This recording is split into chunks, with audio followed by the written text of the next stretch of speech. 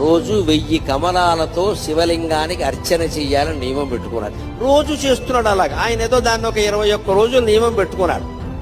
20 రోజులు సాగింది. శివుడు ఊరుకుంటాడా? విష్ణువైనా సరే పరీక్షే. చివరి రోజు పరీక్ష పెట్టకుండా సర్టిఫికెట్ యూనివర్సిటీ వాళ్ళు కూడా ఇవ్వరు కదా, దేవుడేలా ఇస్తాడంటే. 21వ రోజు ఇంకా పూజ ముగుస్తుంది కదా అని విష్ణుమూర్తి సంబరంగా ఉన్నట్ట.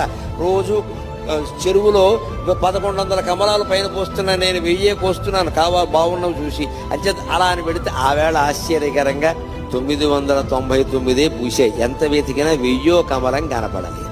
ఏమిటిది? ఒక్క కమలం తక్కువైంది. ఈ కమలం ఎక్కడి నుంచి తేవాలి అనుకుంటే ఆయనకి ఏమొచ్చిందంటే, నన్ను అందరూ కమలాక్షుడు అంటారు కదా, నా కళ్ళు కమలాలే కదా, కమలం తక్కువైతే ఏమైంది, ఇంకోటి తక్కువైనా పర్వాలేదు, నాకు 2 కళ్ళు ఉన్నాయి కదా అని ఒక కన్ను బాణంతో తీసి శివుడు పాదాల ముందు పెట్టాడమ్మా. అది విష్ణువు యొక్క భక్త కన్నప్పెంతో విష్ణువంతి.